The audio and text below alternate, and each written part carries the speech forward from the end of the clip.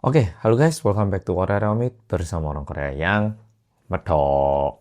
Oke, follow kembali lagi dengan cerita detektif Remit. Kali ini pada tanggal 7 September tahun 2012, ada dua orang anak yang diajak makan di restoran sama papanya.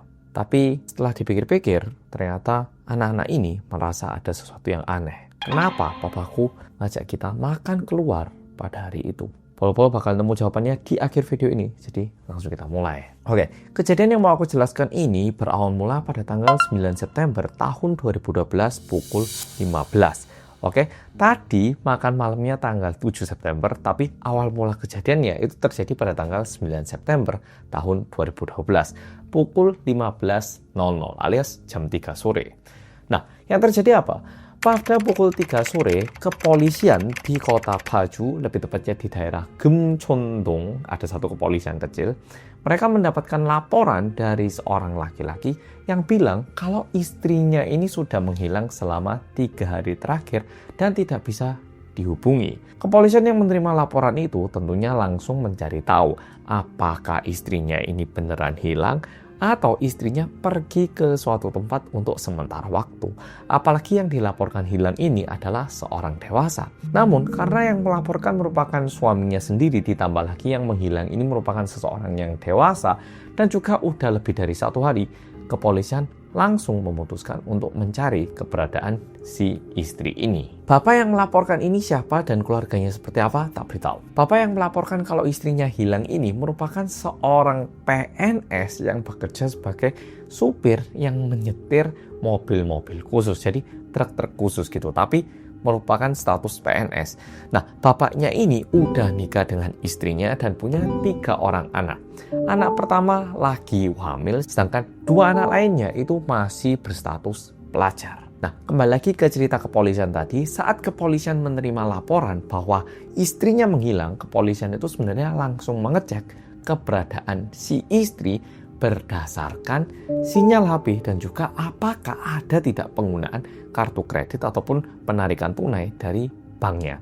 Nah, setelah dicek, ternyata HP-nya ini sudah tidak aktif selama 3 hari terakhir. Udah gitu, juga tidak ditemukan transaksi keuangan, entah itu beli barang ataupun penarikan tunai di bank yang dimiliki oleh istrinya. Tentunya melihat ini polisi jadi lebih deg-degan, takutnya terjadi suatu kasus yang lebih parah.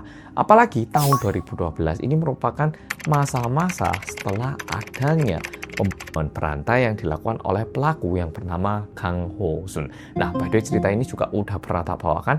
Yang mau nonton, boleh nonton videonya ini setelah video yang ini. Oke? Seperti yang aku sampaikan barusan, tahun 2012 itu ada pembunuhan berantai yang menargetkan cewek-cewek dewasa, sehingga kepolisian bisa dibilang lumayan sensitif dan juga lumayan berhati-hati dengan laporan seperti ini. Jadi kepolisian juga berusaha untuk mencari tahu secepat mungkin. Nah, tapi kita pikir dari pihak kepolisian, memang betul sempat ada kasus pembunuhan berantai. Tapi biasanya kalau misalnya keluarga melaporkan entah itu mamanya ataupun istrinya menghilang, biasanya biasanya itu 2 alasan. Yang pertama, ada pertengkaran di dalam rumah tangga. Mungkin suami sama istrinya berantem, habis itu istrinya butuh waktu. Bisa jadi itu. Atau yang kedua, kadang keluarganya bersekongkol. Misalnya, mamanya nipu keluarga lain, lalu bawa lari uang. Tapi biar nggak dicurigai, bapaknya lapor ke polisi kalau istrinya menghilang. Padahal mereka ini udah sekongkolan. Jadi biasanya 2 hal ini lebih umum. Tapi karena sempat ada kasusnya Kang Ho Sun, polisi menjadi lebih sensitif lagi sehingga polisi bergerak lebih cepat lagi. Nah, tadi di awal video aku sempat bilang bahwa pada tanggal 7 September, 2 orang anak itu diajak makan sama papanya, diajak makan keluar gitu. Nah, kenapa 2 anak? Karena yang satu hamil sehingga nggak di rumah. Namun, setelah dicari tahu oleh kepolisian, sama polisi-polisi gitu maksudnya, polisi mendengarkan sebuah informasi yang sedikit aneh. Anak-anaknya bilang seperti ini ke polisi. Nggak tahu ya Pak, entah kenapa, tapi makan malam di tanggal 7 September itu terkesan agak aneh. Biasanya papa itu nggak mungkin ngajak kita makan di luar, dan kalau misalnya mama nggak di rumah atau nggak ada makanan pun, sebenarnya kita lebih sering pesen sih. Nggak tahu kenapa hari itu papa ngajak kita makan keluar.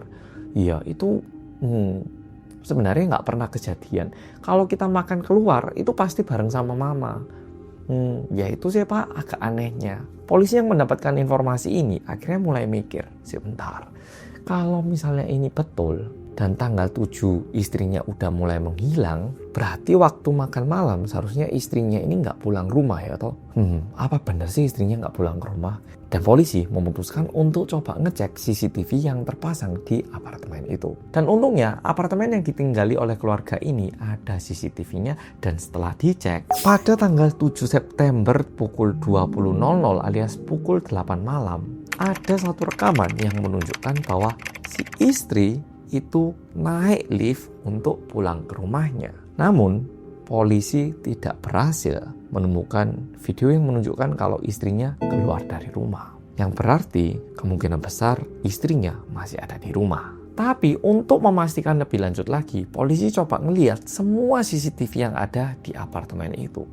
Namun, polisi menemukan satu CCTV lain yang gak kalah aneh. Polisi yang awalnya lagi mencari CCTV yang menunjukkan kemana si ibu ini pergi, malah menemukan satu rekaman aneh, lebih tepatnya pada tanggal 8 September pada pukul 4 subuh hari. Jadi di tanggal 8-nya pukul 4 pagi, si suami ini keluar dari rumah dengan gaya gerakan yang agak berhati-hati dan diam-diam, membawa satu tas backpack dan juga beberapa kresek. Udah gitu, tidak naik lift, melainkan jalan melalui tangga darurat. Jujur agak aneh ya toh, kenapa tinggal di apartemen tapi nggak naik lift? Udah gitu, kenapa tanggal 7 malam ngajak anak-anaknya makan keluar padahal biasanya nggak pernah kejadian? Yang ketiga, kenapa bapaknya bawa tas backpack dan juga beberapa kresek? Nah, aku yakin Polo-Polo langsung kepikiran sesuatu di dalam otak Polo-Polo. Kalau si ibu ini udah pulang tapi gak pernah keluar, sedangkan bapaknya keluar dari rumah bawa backpack dan juga kresek, kemungkinan ibunya ini sudah meninggal dan mungkin udah dipotong-potong oleh bapak ini. Kalau imajinasi kita benar. Nah, tapi masih ada satu informasi lagi. Di saat polisi mulai menemukan hal yang aneh seperti ini, polisi mendapatkan laporan kalau ternyata si bapak ini juga ikutan ngilang, alias sudah tidak ada di rumah lagi dan juga tidak bisa dihubungi. Nah, polisi menjadi lebih mikir lagi. Setelah yang hilang dua-duanya sekarang, kok bisa sih? Tapi karena polisi udah menemukan satu footage yang aneh dari CCTV itu, polisi memutuskan untuk membagi menjadi dua tim. Satu tim dikirim ke apartemen untuk ngecek, siapa tahu si suami ini benar-benar pernah membunuh si istri. Sedangkan satu tim lagi itu diperintahkan untuk mencari tahu keberadaan si suami. Nah, dua tim ini berjalan bersamaan dan ini yang terjadi. Tim yang pergi ke apartemen, setelah mereka melakukan tes luminol, ngecek ada nggak cipratan darah gitu. Polisi menemukan cipratan darah dalam jumlah yang sangat banyak di dalam toilet itu. Nah, maksudnya tes luminol ataupun tes kimia ini apa? Jadi kalau misalnya darah itu pernah keciprat di sini, di mejaku sini, nah ini udah tak bersihkan. Tapi kalau misalnya pakai luminol dan ini pernah kena darah, itu akan mengakibatkan reaksi kimia yang menunjukkan bahwa di sini sempat ada darah.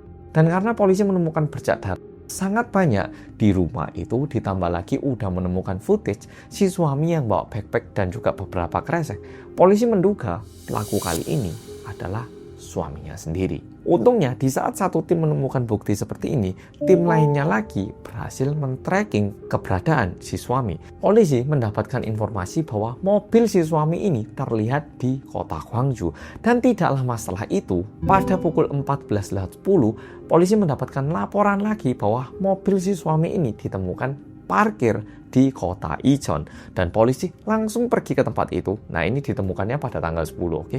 Polisi langsung ke tempat parkiran itu dan mendapati si suami yang udah pingsan tergeletak di dalam mobil itu, dan juga terlihat satu botol obat pestisida yang diperkirakan diminum oleh si suami. Melihat itu, polisi langsung memanggil ambulans dan memindahkan si suami ini ke rumah sakit. Dan untungnya si suami ini berhasil diselamatkan. Karena berhasil diselamatkan, akhirnya mulai keesokan harinya, polisi mulai melakukan interogasi dan mulai menanyai kepada si suami sebenarnya apa yang terjadi di dalam rumah itu. Karena polisi udah menemukan bukti kalau ada reaksi darah di toilet rumah itu. Dan setelah diinvestigasi berjam-jam, ternyata si suami akhirnya mulai membuka mulut dan menyebutkan satu lokasi, yaitu sebuah gunung kecil yang ada di kota Paju, yaitu dekat di tempat tinggalnya itu. Mendapatkan informasi ini, polisi langsung mengirimkan satu tim lagi untuk pergi ke gunung itu. Dan di gunung itu ditemukan badan istrinya dalam 10 potongan. Dan juga polisi menemukan bagian kepalanya, khususnya bagian mukanya itu sudah lumayan hancur. Polisi yang menemukan jenazah ini langsung mengirimkan jenazah ini kepada tim forensik. Dan tim forensik mencari tahu apa sebenarnya yang mengakibatkan kematian kepada si ibu ini. Nah, tentunya badannya udah dirusak, tapi tim forensik harus mencari tahu bagaimana dibunuhnya. Dan setelah dicari tahu, tim forensik bilang bahwa ditemukan luka yang lumayan parah di bagian kepalanya. Dan juga tim forensik bilang bahwa yang mengakibatkan kematian si istri ini adalah pencegian. Jadi meninggalnya itu dikarenakan cekian. Setelah tahu ini, kepolisian langsung datangi lagi si suami dan tanya, "Ini loh laporan dari tim forensik, coba jelaskan apa yang terjadi." Dan di situ si suami akhirnya membuka mulut dan menceritakan apa yang terjadi. Dan ternyata kalau berdasarkan si suami, pada tanggal 7 si istri itu memang pulang ke rumah tapi sedikit telat, yaitu pada pukul 8 malam. Dan si suami yang dari dulu sudah selalu merasa kalau istrinya ini sedikit lalai, tidak melakukan pekerjaan sebagai ibu rumah tangga, udah gitu pulang juga selalu malam, padahal punya 3 anak. Si suami ini jadi marah di malam itu, dan kondisinya dia lagi minum soju. Dan diakibatkan alkoholnya, si suami ini katanya jadi memukulkan botol soju ke kepala istrinya. Dan diakibatkan itu istrinya pingsan. Dan di saat istrinya pingsan, bukannya memanggil tim medis, melainkan kepalanya itu dipegang, rambutnya itu dijambak gini dan ditarik ke ruangan mereka, alias ruangan papa mama itu. Dan sesampainya di ruangan itu, kepalanya ini dihentakkan ke lantai berulang kali. Dan setelah itu, suaminya mencekik istrinya sendiri, dan setelah istrinya meninggal, baru suaminya pergi ke dapur, mengambil pisau, dan mulai merusak badannya. Namun karena si suami ini menyadari kalau ini udah waktunya untuk anak-anak pulang, si suami berhenti apa yang dia sedang lakukan dan langsung menelepon kedua anaknya untuk pergi ke restoran. Jadi anak-anaknya itu sebelum ke rumah itu langsung disuruh pergi ke restoran. Dan karena ada waktu sisa, suaminya ini membungkus badan istrinya menggunakan kresek dan juga tas backpack. Dan pada tanggal 9, suaminya sendiri yang melaporkan kejadian ini kepada kepolisian seolah-olah dia bukan pelakunya. Dan setelah mendengarkan ini, sebenarnya profiler menduga kalau suaminya ini merupakan seseorang yang sangat bahaya. Karena kalau misal dibilang hanya karena emosi, sebenarnya setelah mukul istrinya pakai botol soju, suaminya itu harusnya berhenti. Karena itu emosi ya, bisa dibilang kayak nggak sengaja. Misal kita marah, nggak sengaja lempar barang, nggak sengaja kayak emosi terlalu mukul keras, bisa kejadian 1 kali. Tapi gimana setelah mukul pakai botol, masih dibawa ke kamar, dihantamkan ke lantai, dicek, dan bahkan dipotong. Ini membutuhkan 4 proses. Dan kalau misalnya kita bilang setelah itu makan malam sama anaknya dan bisa makan dengan normal, berarti ada 5 proses. Dan si suami ini terkesan baik-baik saja. Lah buktinya dia bisa makan kok. Dan ini menunjukkan, kalau berdasarkan profiler, ini menunjukkan bahwa si suaminya ini kemungkinan besar udah berulang kali membayangkan ataupun melakukan simulasi di dalam otaknya sendiri untuk melakukan tindak kriminal seperti ini. Karena nggak mungkin kalau seseorang nggak pernah membayangkan ini bisa melakukan ini. Ya kalau dipikir-pikir benar juga ya toh. Kalau misalnya nggak pernah bayangin, mana mungkin dia bisa melakukan ini. Nah, ceritanya nggak selesai di sini. Untuk mencari tahu lebih lanjut lagi, polisi tanya kepada si suami, "Pak, motif Bapak membunuh istri Bapak sendiri apa?" Nah, si suami bilang seperti ini. "Pertama, istri saya itu lalai. Dia nggak melakukan pekerjaan sebagai ibu rumah tangga, pulang selalu telat, anak-anak nggak dirawat. Yang kedua, kemarin tuh saya udah bukakan satu toko restoran, saya suruh istri saya yang ngatur. Loh, dia nggak mau. Ya itu bikin saya marah, dan itu yang kita tengkarkan pada tanggal 7 malam sehingga berakhir seperti ini. Menariknya, ketika polisi tanya kepada orang-orang sekitar yang kenal si istri, orang-orang sekitar itu bilang kalau istrinya itu adalah seseorang yang sangat peduli akan keluarganya, dan bahkan jarang pulang malam. Jam 5 itu selalu pulang ke rumah. Bahkan udah ada panggilan Cinderella yang pulang jam 5 sore. Nah, di sini ceritanya terkesan sangat membingungkan ya, toh. Kok iso yang disampaikan suami sama orang-orang sekitar ini beda? Tapi kalau berdasarkan profiler, ini merupakan sebuah pernyataan yang nyambung. Karena gini, kalau dari sudut pandang suami kayak gini, tapi kalau dari sudut pandang orang lain itu memang terkesan berbeda. Yang berarti si suami ini memang sifatnya keras banget. Dia itu suka mengatur orang, dan ketika istrinya nggak nurut, dia itu tipe orang yang nggak terima. Bayangkan suaminya ini kerja sebagai PNS yang nyetir mobil ya toh. Di Korea, PNS itu tidak diizinkan memiliki pekerjaan sampingan. Sehingga kalau dipikir-pikir, yang seharusnya memiliki pekerjaan sampingan siapa? Bukan suaminya, melainkan istrinya. Dan kalau yang kerja istrinya, seharusnya istrinya yang memutuskan dia mau kerja sebagai apa ya toh. Bukan suaminya yang menyiapkan toko dan memaksa istrinya untuk kerja. Ya toh, kecuali istrinya dari dulu pengen punya restoran, lalu dibukakan restoran. Beda cerita ya toh. Sehingga yang disampaikan oleh pelaku adalah istri saya itu telat dan tidak nurut berdasarkan standarnya dia. Tapi kalau berdasarkan orang-orang sekitar, istrinya ini pulang tepat waktu, betul. Tapi bukan karena dia ini merupakan seseorang yang sangat peduli sama keluarganya, kita nggak tahu pastinya apa, tapi mungkin lebih karena takut sama suaminya sendiri. Dan suaminya ini tipe orang terkesan ya, kalau berdasarkan profiler, terkesan seseorang yang nggak bisa kalau sedikit pun perintahnya itu tidak didengarkan oleh istrinya. Dan diakibatkan itu suaminya ini memutuskan bahkan untuk membunuh istrinya sendiri. Dan informasi yang menarik lagi adalah ketika kepolisian itu cari tahu tentang si suami. Jadi kepolisian ini coba tanya ke rekan kerjanya si suami ini tipe orang yang seperti apa. Namun jawaban yang diberikan agak berbeda. Rekan kerjanya itu semua pada bilang kalau si suami ini sangat romantis kepada istrinya. Udah gitu dia nggak suka minuman alkohol. Udah gitu ditambah lagi dia ini terkenal sebagai seseorang yang sangat baik kepada orang-orang sekitar. Sehingga topeng yang ditunjukkan kepada rekan-rekan kerjanya adalah topeng yang sangat positif. Sedangkan apa yang dia lakukan di sini merupakan sebuah tindakan yang negatif yang sangat parah. Jadi bisa dibilang apa yang terlihat dan apa yang dia lakukan ini sangatlah perlawanan. Nah, di sini yang menarik. Pengadilan melihat bahwa si suami melakukan sebuah tindakan yang tentunya tidak bisa diampuni. Dan pembunuhan yang dia lakukan ini bukanlah pembunuhan yang tidak disengaja ataupun pembunuhan yang diakibatkan kelalaian. Melainkan ini merupakan pembunuhan yang berencana. Karena dari cara bunuhnya pun terkesan ini merupakan cara pembunuhan yang sangat keji. Tapi karena ini merupakan tindak kriminal yang pertama dan juga untuk masa depan anak-anaknya, pengadilan memberikan keringanan dan hukuman yang diberikan adalah 17 tahun. Oke, ini tergantung. Mungkin ada yang bilang 17 tahun itu cukup panjang, ada juga yang bakal bilang kalau 17 tahun itu tidak cukup panjang. Tapi yang pengen aku sampaikan adalah pesan dari profiler. Profiler di Korea bilang kayak gini, ini salah satu masalah di Korea. Di Korea, ketika seseorang melakukan sebuah tindak kriminal, dan itu merupakan tindak kriminal yang pertama kali, pasti ini dijadikan alasan untuk memberikan keringanan.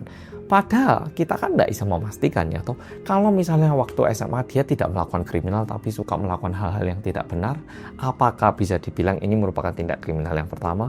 Kan nggak juga. Dan apakah karena tindak kriminal pertama harus diberi diskon? Nggak juga. Yang kedua, pengadilan memberikan keringanan melihat anak-anaknya. Tapi bukankah anak-anaknya ini merupakan anak dari korban? Memang betul bakal ada orang-orang yang bilang, kan mending daripada kamu masuk panti asuhan, kamu masih punya papa. Tapi ini bukan sebuah keringanan yang seharusnya diberikan. Memang itu papanya, tapi di satu sisi orang itu juga merupakan pembunuh ibu kandungnya sendiri. Dan tidak seharusnya orang-orang seperti ini mendapatkan keringanan. Apalagi cara bunuhnya yang begitu keji. Nah, kalau menurut Polo-Polo gimana? Hukuman 17 tahun ini cukup panjang atau tidak? Suami yang membunuh istrinya sendiri yang udah melahirkan 3 orang anak dan istri yang udah tinggal bersama selama 22 tahun itu dibunuh dengan cara yang sangat keji, udah gitu dilempar dan dibuang secara acak di sebuah gunung. Oh, by the way, tidak semuanya dibuang di gunung. Sebagian dibuang di gunung dan sebagian lagi disimpan di gudang restoran yang maunya dia buka. Oke, Polo-Polo, video kali ini sampai di sini. Terima kasih sudah nonton dan sampai jumpa di video berikutnya.